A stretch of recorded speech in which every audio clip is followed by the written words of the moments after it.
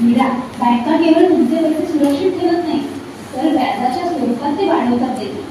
आता मी तुम्हाला बँका कशा काम करतात ना त्याचे प्रकार काय ते समजवतो.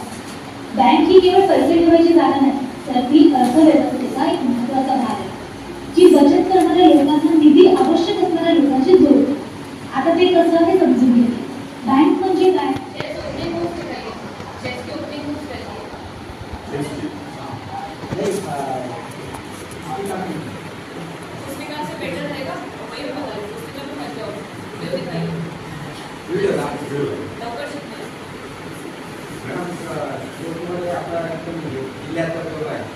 राज्यात जिल्हा पाचशेपेक्षा जास्त स्टेट, 100पेक्षा नॅशनल, 5 इंटरनॅशनल, त्याच्यामध्ये 50